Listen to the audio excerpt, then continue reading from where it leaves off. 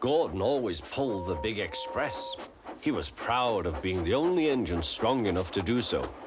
It was full of important people, like Sir Topham Hatt, and Gordon was seeing how fast he could go. "Hurry, hurry, hurry," he said.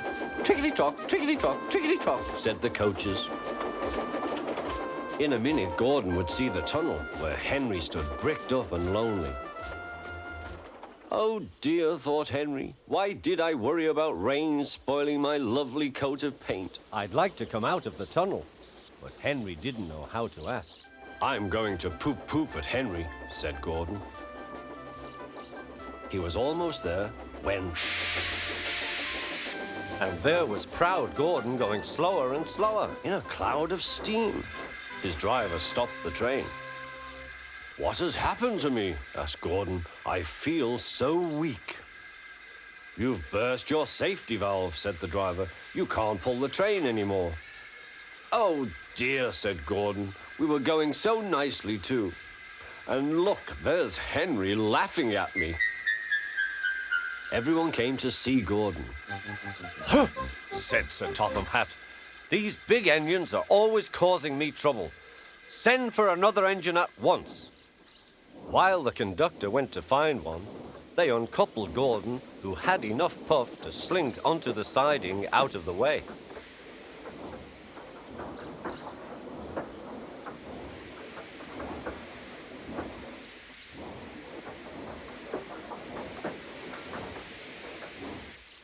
Edward was the only engine left.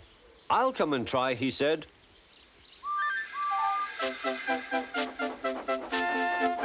"Huh," said Gordon. "That's no use. Edward can't push the train."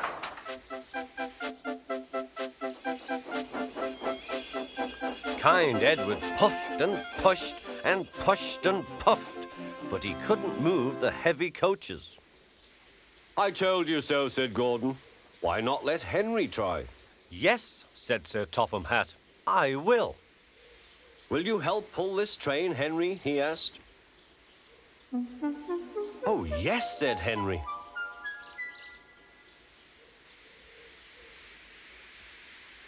When Henry had got up steam, he puffed out. He was dirty and covered with cobwebs.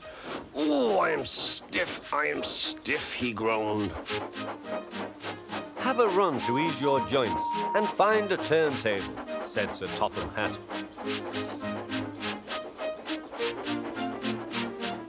When Henry came back, he felt much better. Then they coupled him up.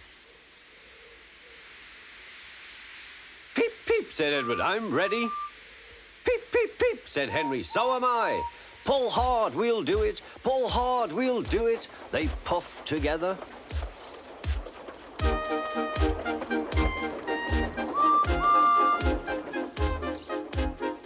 "We've done it together. We've done it together," said Edward and Henry. "You've done it, hooray! You've done it, hooray!" sang the coaches. Everyone was excited. Sir Topham Hatt leaned out of the window to wave at Edward and Henry. But the train was going so fast that his hat blew off into a field, where a goat ate it for tea.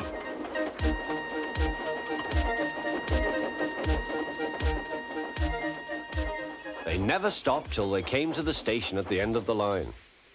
The passengers all said, "Thank you," and Sir Topham Hatt promised Henry a new coat of paint. On their way home, Edward and Henry helped Gordon back to the shed. All three engines are now great friends. Henry doesn't mind the rain now. He knows that the best way to keep his paint nice is not to run into tunnels, but to ask his driver to rub him down when the day's work is over.